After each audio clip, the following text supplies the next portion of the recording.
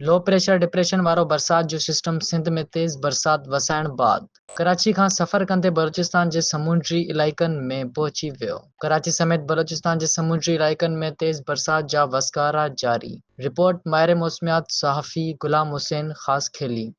जी बिल्कुलु इहो ॿुधाईंदा हलूं त सिंध में चौमासे मॉनसून जो जेको लो प्रेशर डिप्रेशन सिस्टम जेको सिंध में दाख़िल थियो हुयो, उहो सिंध जे मुख़्तलिफ़ इलाइक़नि खां उन सफ़र शुरू कयो। थरपारकर, ॾीपलो, उमरकोट, अचरोथर, खिपरो, सांगड़, नवाबशाह, सकरन खां थींदो, हाला खां हैदराबाद, हैदराबाद खां नूरियाबाद, कराचीअ खां थींदो।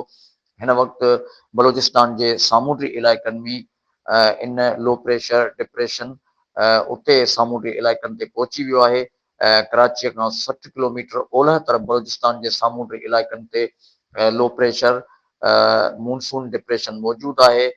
मॉनसून डिप्रेशन हिन वक़्तु कराचीअ खां तक़रीबन 60 किलोमीटर ओलह में बलूचिस्तान जे सामूंडी इलाइक़नि में मौजूदु आहे, जिते उनजी शिदत हिन वक़्तु बरक़रार आहे।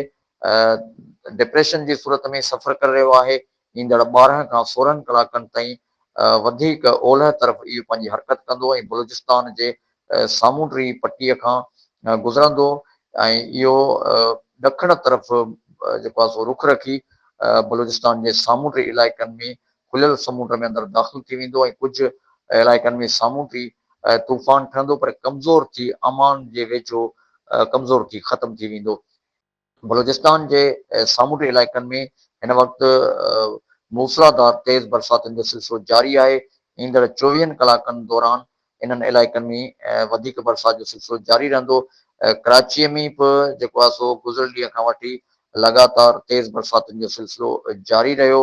जॾहिं त कराची जे शहर में जेके इलाइक़ा आहिनि उन्हनि में उनजी शिदत अञा इन सिस्टम जी बरक़रार आहे, जंहिंजे करे कराचीअ में अञा ताईं जेको आहे सो मुख़्तलिफ़ इलाइक़नि में 40 खां 80 मिलीमीटर बरसाति रिकॉर्ड थी चुकी आहे।